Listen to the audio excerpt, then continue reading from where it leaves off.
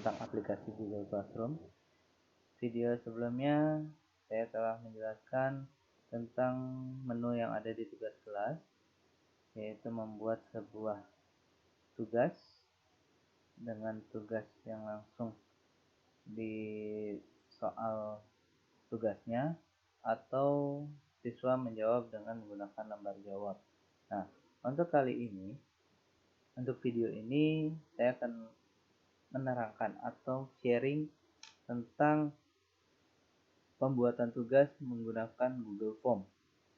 Berarti pertama-tama klik menu tugas kelas, lalu klik buat, lalu kita menggunakan yang tugas kuis yang bagian kedua. Oke, silakan di sini berikan judulnya, misalkan tugas 3 surat undangan.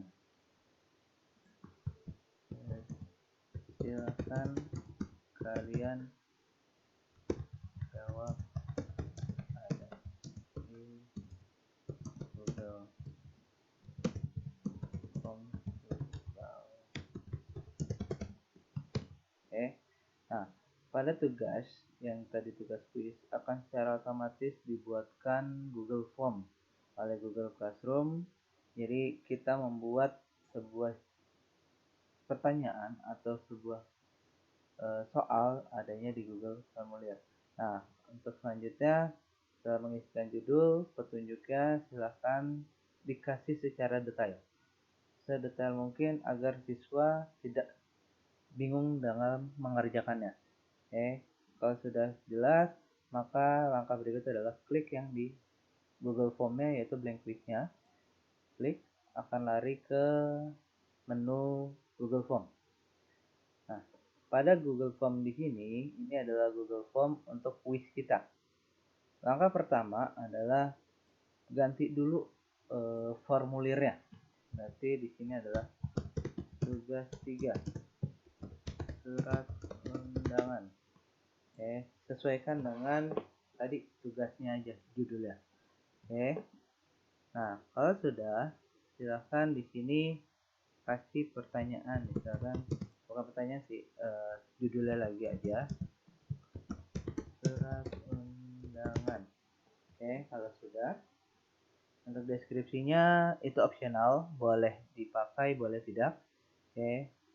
Terus langkah berikutnya yang di bawahnya ini, usahakan ketika kalian membuat Google Form, yaitu tugas atau soal di Google Form, langkah yang pertama yang di sini pertanyaan adalah nama siswa.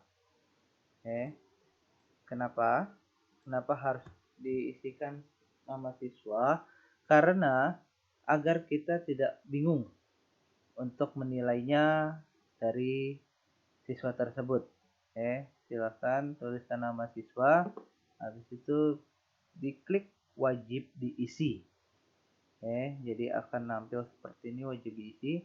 Kalau sudah, kita tambahkan kembali, yaitu tambahkan pertanyaan. Nah, untuk pertanyaan kedua, jika di Classroom ini kalian terdapat atau lebih dari 2 kelas atau 3 kelas atau selebihnya, maka di sini kasih pertanyaan adalah kelas. Nah, untuk pertanyaan kelas, kalian bisa ntar siswa suruh menjawab dengan ketik sendiri atau dengan ketikan centang, atau pilih option salah satunya. Kalau misalkan mau lebih simpel ya udah kita pilih jawaban singkat saja. Dan sini jangan lupa juga wajib diisi. Agar kenapa? Kalau lupa pasti harus isi dulu. Kalau sudah, baru kalian bikin pertanyaannya. Misalkan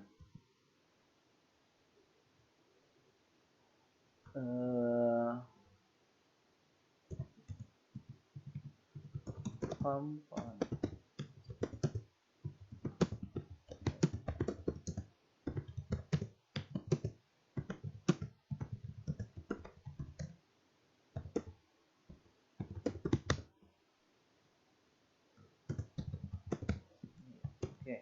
ini tuliskan pertanyaan, tidak usah memberikan nomor, tapi langsung pertanyaannya.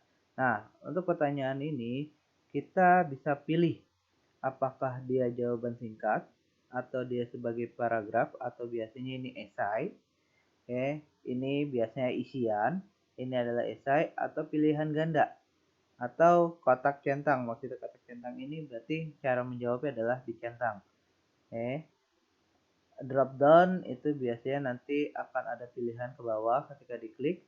Nah, untuk upload file berarti mereka kerjakan atau menjawab di file yang berbeda, baru nanti di upload filenya.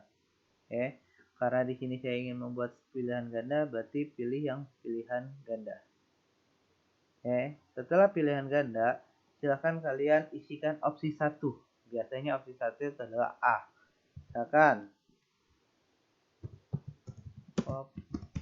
surat.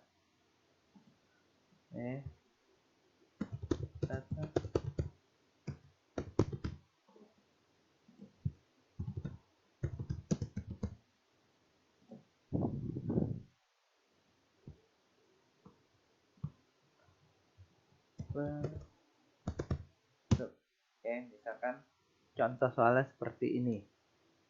Oke, jadi komponen apa saja yang harus ada pada surat tuntutan resmi. Nah, ini adalah isikan pertanyaannya, sedangkan yang ini adalah optionnya. Tidak usah pakai option A, B, C, D, dan seterusnya. Nah, setelah ini langkah berikut adalah kita memberikan kunci jawabannya. Dengan cara apa? Klik yang di bawah sini, ada klik kunci jawaban. Pilih salah satu jawaban yang menurut kita benar. Misalkan kunci jawaban adalah hop surat, diklik saja sampai muncul ada tanda checklist. Oke, sudah seperti ini. Jangan lupa setiap soal ini berapa poinnya. Misalkan poinnya adalah 10. Ketikkan aja 10, lalu klik selesai. Nah, maka pada tahap ini sudah selesai. Dan jangan lupa di sini wajib diisi. Biar anak itu menjawab semuanya. Lakukan seterusnya sampai kebutuhan soal yang kalian buat. Ini kalau misalnya nambahkan soal lagi, tinggal klik yang tanda plus atau tambahkan pertanyaan. Jika sudah selesai, silahkan kalian setting quiz ini ada di setelan. Nah, di sini setelan ada 3 menu. Yang pertama adalah umum, yang kedua adalah presentasi, yang ketiga adalah quiz. Saya jelaskan yang umum. Yang umum ini adalah kebutuhan atau settingan secara umum. Biasanya kita boleh ngumpulin alamat email, email respon, atau perespon, atau kita bisa membataskan 1 kali menjawab. Jadi anak itu dibatasi untuk 1 kali menjawab. Kalau mau seperti itu tinggal checklist saja, batasi ke 1 tanggapan. Maka nanti siswa tersebut hanya bisa menjawab 1 kali saja. Kalau sudah, kita menuju ke presentasi. Silahkan di sini ada tampilkan status progres. Maksudnya nanti kalau setiap dia dijawab status progresnya atau ada status progresnya dia bisa kayak gimana. Atau sini acak urutan pertanyaan. Nah, di sini yang pilihan kedua ini adalah kita dapat mengacak pertanyaan. Jadi setiap siswa itu tidak sama. Misalkan siswa si A dapat pertanyaan nomor 1 itu di nomor 1, sedangkan siswa si B dapat pertanyaan 1 itu adalah di nomor 10. Nah, itu berarti kalau ini biasanya agar menghindari kecurangan. Kita klik aja acak urutan pertanyaan. Terus di sini pesan konfirmasi. Nah, pesan konfirmasi ini kita bisa edit, kita bisa buat. Kita misalkan terima kasih Anda